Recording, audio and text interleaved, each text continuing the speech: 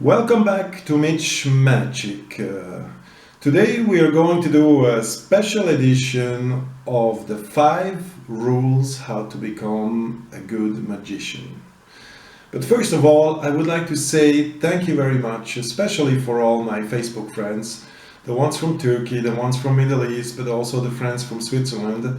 I really appreciate your feedbacks, your comments, and all the things that you are writing to me. The reason why I have decided to make today this special edition of the 5 rules how to become a good magician, you're all asking me questions, you're asking me advices of your own tricks and illusions. So I have to decide to put together just those 5 points. They are fully out of my personal philosophy, rules of magic. Maybe not everyone will agree, but I think those are for me the most important points. So let's go ahead with the 5 points how to become a good magician.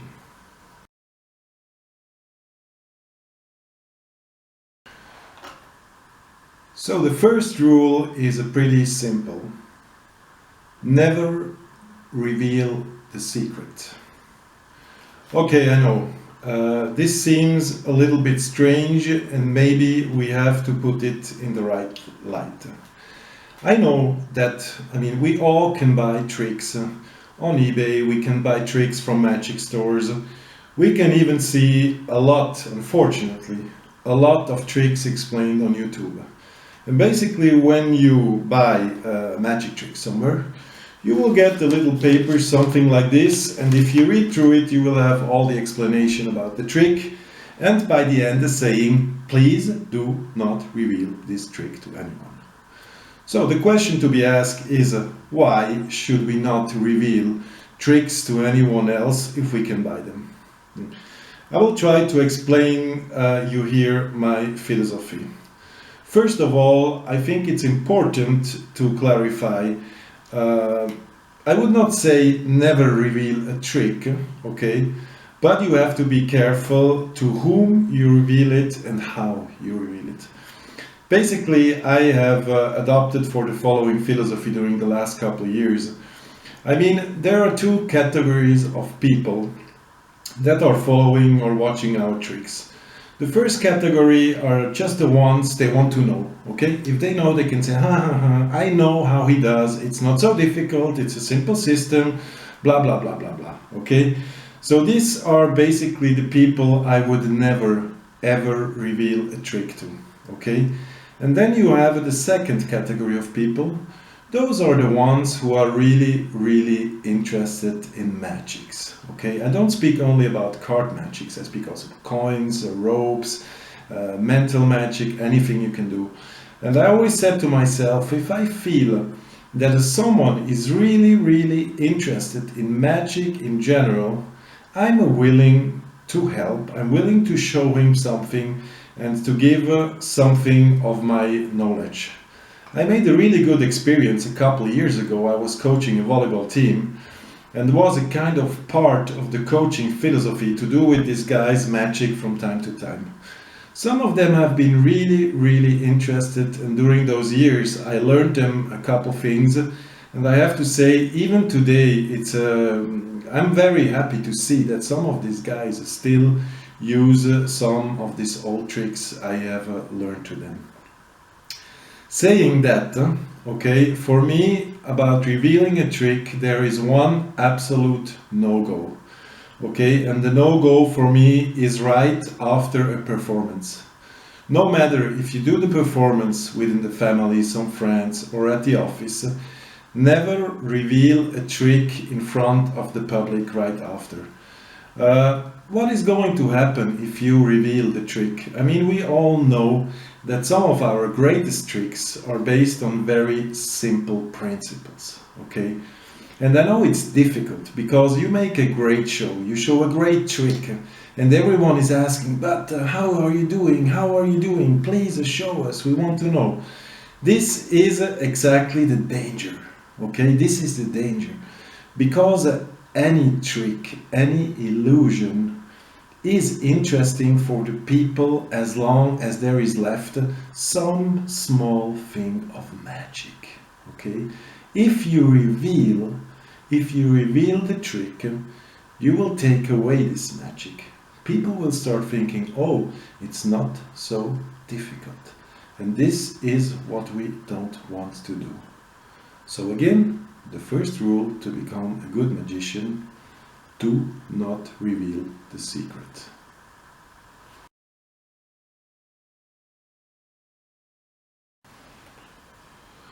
Okay, here we go with the second rule.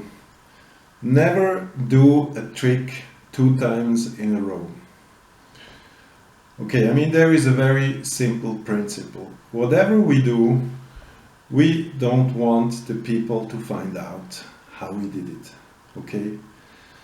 There is a second rule that says in life that people believe what they see and what they hear. Okay?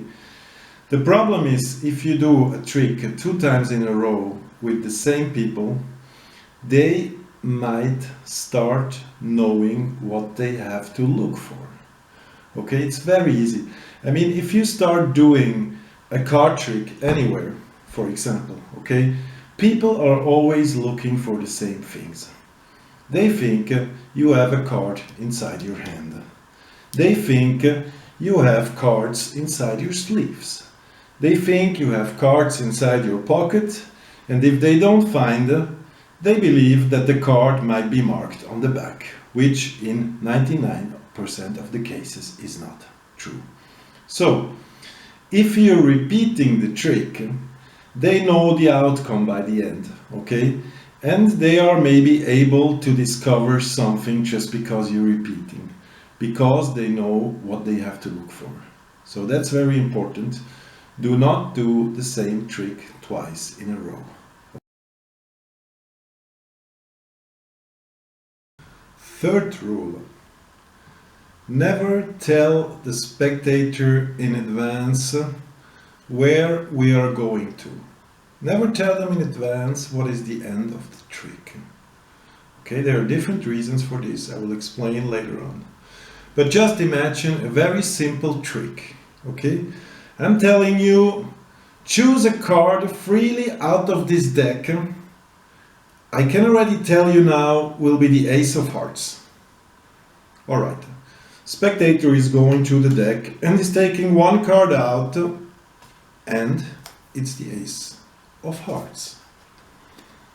People will say, wow, okay. But if you do this 2 or 3 times, the same kind of thing, it's really losing any type of magic, and it's not interesting for the people anymore. Okay? It's very important. When you start a trick, they never know where you are going to. It's very simple. You take a deck of cards. You start to shuffle the deck of cards. You can cut the deck of cards. Whatever you want to do, you still have the cards, and then you let the spectator choose a card. Imagine he's choosing this card. He still doesn't know absolutely where we are going. There can be different solutions. Maybe you will find his card, okay, in a certain way that he doesn't know yet. Maybe you will put the card back in the deck, and a few minutes later you will show him the deck, and this card has disappeared, okay? So, again, it's very, very important. Don't tell the people in the beginning where we are going to, okay? This is taking away any magic of any trick. And I think this is really one of the basic rules that makes a difference. I mean, now we have certainly a red back here, okay? It just happened. I did not tell you that now we are going to have a red back. And if you probably watch the video, you will see how I put the red back over there, okay? But you did not know in the beginning, okay? So again, do never tell in the beginning of any illusion or any trick where we are going to. Never announce the end of any trick or illusion in advance. It just simply takes all the magic feelings away.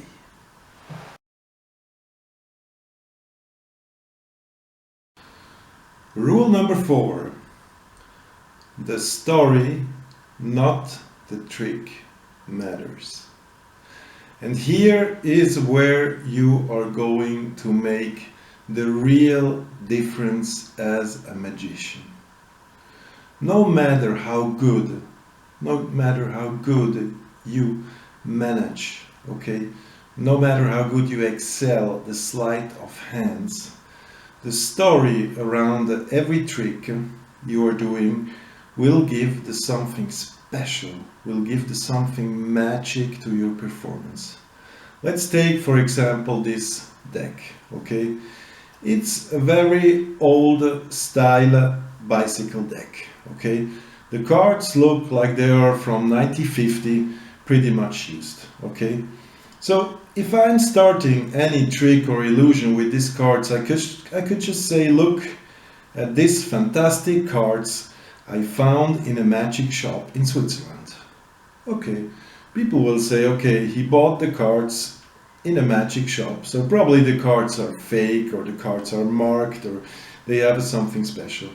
Now imagine starting the same trick, putting the cards here and explaining to the spectators that these are very special cards to you. Why these cards are special? Because there has been a very old magician I meet one day in Milano at the central place in a small little coffee shop, Italian coffee shop. The guy was playing around with cards on the table beside me. I start to speak with him. I explained to him that I'm doing magic, and he took this deck out and he showed me some of the most outstanding card tricks I have ever seen. Until today, I still don't know how he has done. Maybe these cards are magic, I don't really know. But by the end of the day, when we finished, he gave these old cards to me as a very present, and this is why they are very special for me. Okay, was a little bit a long introduction, but I believe you understand the difference. Speaking about the story being more important than the trick, any trick you prepare, you have to prepare it like a movie.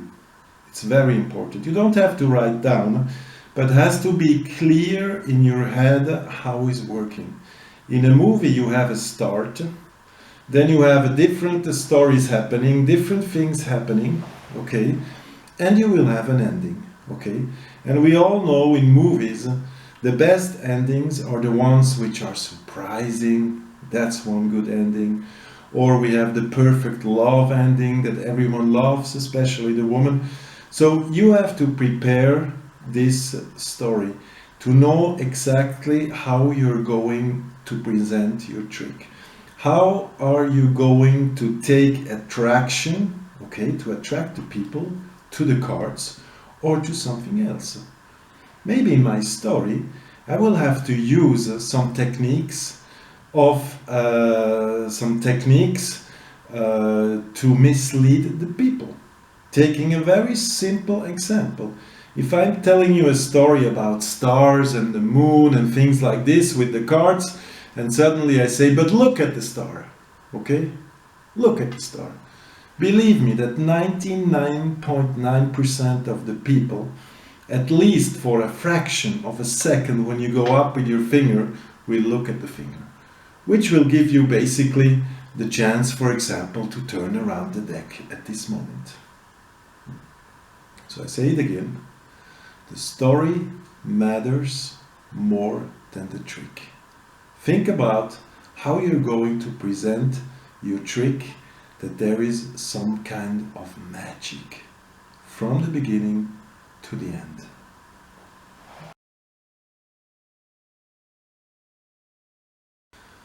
The fifth rule is maybe the most important one of all of them I told you today. Practice and practice life. Okay? I mean, if you want to be able to spread out the deck of cards, to turn it around this way, to turn it back, to make it somehow look nice, or if you want to be able to fan out the deck on the table that it looks nice, or to take the deck and to fan it out in a nice way in your hand and close it again, you will need some practice, okay? We all know the techniques. I mean, you can work hours and hours on your table trying to practice something, okay? You can work in front of the mirror, which is a very good thing, because in front of the mirror you can see yourself, you can see the angles, you can see what can be covered by a certain angle, what cannot be covered. If you're playing in front of the mirror, you can see if your movements are good or if your movements are not good. This one, for example, was not good. If I cut the deck, it has to be somehow smooth, it has to look good. So working on the table, working in front of the mirror are definitely two important things. The other thing you can easily do is to take someone from your family to become your magician assistant. It can be your wife, your girlfriend, your brother, your sister, your mother, your father, even your grandfather, it doesn't really matter. So you have someone in the family, you can always show the tricks, you can get the feedback. The problem with the family is that people tend to not really give an open feedback, okay? They will look, and especially if you're doing it a lot of times and you repeat, they will get somehow tired, even if you're the good brother or if you're the good son. So in this case, you will not get a reliable feedback. So in my personal philosophy, and this is what I really recommend you, I started doing this very early when I started doing magic with the age of 15. Perform it live in front of people, in front of your work colleagues, in school, with your pals, in front of the complete family at some dinner or at work. It doesn't matter, but perform it live. This is very important for different reasons, okay? The first reason is no matter what you do on the table, no matter what you do in front of the mirror, or me speaking here to the camera is very easy. It's very easy because you don't have the pressure of failure. If you fail working on the table in front of the mirror or me speaking in the camera, I just restart it over. There will be no consequence. If you work with a live audience, you cannot fail. And if you fail, what can happen to any magician? Can happen to any magician that something fails. You will have to find a way to get out of there. Okay?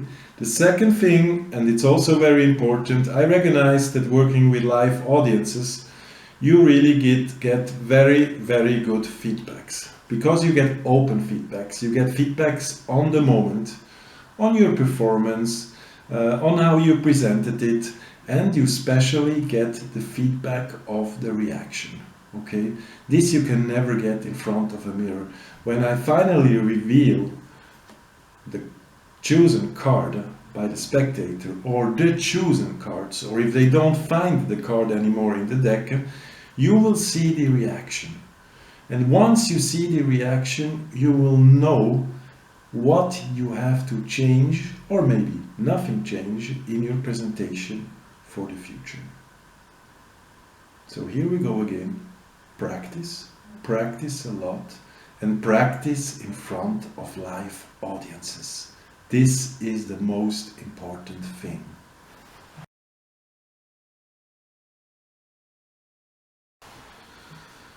All right, my friends. As we are almost close to Christmas, I decided, beside the 5 rules of how to become a good magician, to give you a bonus here. Let's say it's a 6th point, okay? For me, one of the most important things in magic, no matter if we speak about cards, coins, ropes, mental magic, or even big illusions on a scene, it doesn't matter. One of the most important things is to understand the principles, how it works. You can make any card trick, you can buy a card trick in any magic shop. try to understand really the principle, what is working behind. Because once you are understanding the principle, you will be able to do what real magicians do.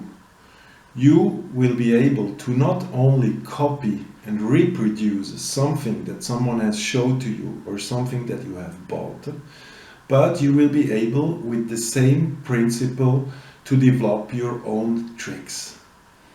And then it's getting really interesting. It's getting really interesting. Because if you're able to develop your own tricks, your own illusions, this will fit to yourself. And this is much more important. When you want to get to the next level of the magician, do not just copy what other people do. I say it again, I'm repeating myself, I'm sorry, but it's very important. Understand the principle. Understand the principle and make your own tricks out of it. Alright, these were the 5 rules to become a good magician. And one little bonus speak. I hope that you appreciated this video. I hope that you continue to follow me on Facebook, on YouTube. I appreciate your comments, your suggestions. See you back soon with Mitch Magic. Thank you very much.